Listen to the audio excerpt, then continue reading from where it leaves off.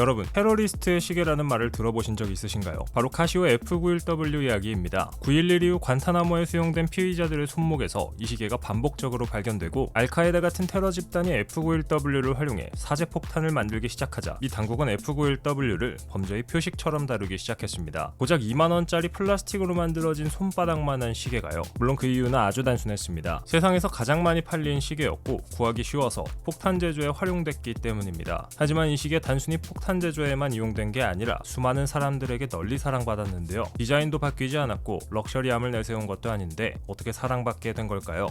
F91W는 1987년 등장한 카시오 F87W 후속작으로 등장했습니다. 이걸 손에 쥐어보면 처음엔 당황스럽습니다. 이게 진짜 시계가 맞나 싶을 만큼 가볍거든요. 무게는 불과 21g, 케이스는 레진, 스트랩도 레진. 이것저것 걷어내고 나면 남는 건 시간과 날짜, 알람, 스톱워치, 그리고 야간에 쓸 수 있는 작은 백라이트. 그게 전부입니다. 근데 그게 전부여도 됩니다. 시계가 해야 할 일은 결국 시간을 알려주는 것뿐이니까요. 여기에 악명 높은 방수 성능까지 있습니다. 공식 스펙은 30m 방수, 다이빙은 절대 안 된다는 뜻이기도 한데요. 그런데 실제로는 이 시계를 차고 스쿠버 다이빙을 한 사람들의 후기가 인터넷 곳곳에 널려 있고 심지어 세차하다가 테스트 겸 강한 압력의 세차호스로 물을 뿌려도 멀쩡하다는 간증까지 나왔죠. 카시오도 보장하지 않고 사용자들도 책임지지 않습니다. 그냥 차고 뛰어들고 살아 돌아오면 전설이 되는 거죠. 공식 스펙과 실제 사용 사이의 그 묘한 간극이 F91W를 둘러싼 하나의 문화가 됐습니다. F91W가 진짜 대단한 건 배터리 수명입니다. 카시오가 공식으로 밝힌 수치는 7년, 충전 따위는 없습니다. 그냥 차고 살다 보면 7년이 지나 있습니다. 이 시계가 테러리스트 사이에서 퍼진 것도 패션 아이콘이 된 것도 결국 같은 이유에서 출발합니다. 배터리가 닳기 전 시계줄이 먼저 끊어진다는 건 이 시계가 얼마나 기본 성능에 충실하기 위해 노력을 했는지를 보여주는 한 예시입니다. 바로 아무도 눈치채지 못하는 물건이며 싸고 작고 조용하고 믿을 수 있는 물건이기 때문인데요. F91W는 어디에 있어도 F91W입니다. 산에서도 사무실에서도 그리고 전쟁터에서도 말이죠. 이 시계가 흥미로운 건 딱 한 종류의 사람들만 찬 게 아니라는 점인데요. F91W는 절대 특정 계층이나 취향을 대표하는 물건이 아닙니다. 빈티지 청바지와 매치해도 어색하지 않고 깔끔한 흰 셔츠 위에 올려도 그만입니다. 부자가 차도 거지가 차도 모두의 손목 위에 어울리죠.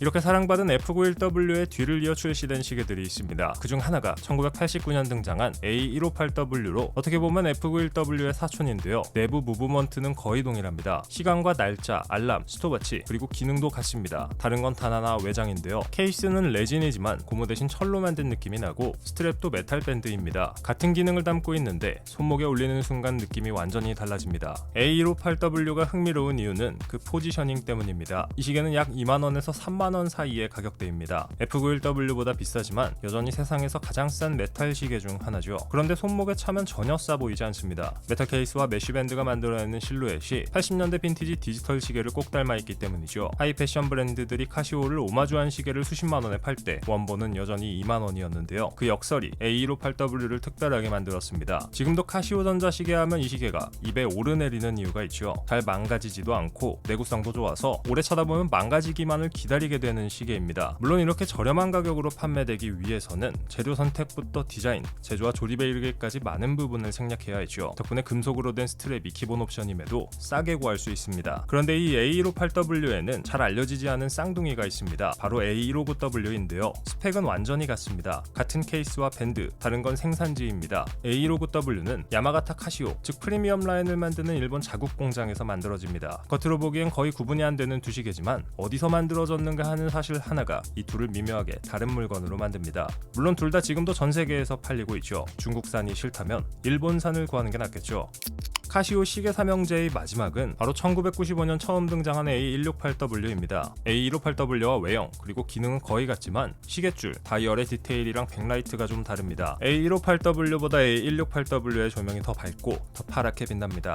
어둠 속에서 버튼을 누르면 시계 전체가 선명하게 들어오는 그 느낌이 A168W를 쓰는 사람들이 이 시계를 고른 이유 중 하나이기도 합니다. A168W가 세상에 이름을 날린 건 어느 사진 한 장 때문이라고 해도 과언이 아닙니다. 2000년대 중반과 2010년대 초반을 지나면서 데이터뱅크 같은 카시오의 레트로 시계들이 인기를 끌기 시작했고 A168W도 덩달아 주목을 받았는데요. 수많은 스트릿 패션 사진 속에 이 시계가 등장하기 시작했습니다. 고가의 옷을 입은 손목 위에 혹은 반대로 아주 단순한 옷차림 위에서도 A168W는 전혀 어색하지 않았습니다. 이 시계는 그 자리에 그냥 있었고 그 존재가 오히려 전체 스타일을 완성시켰습니다.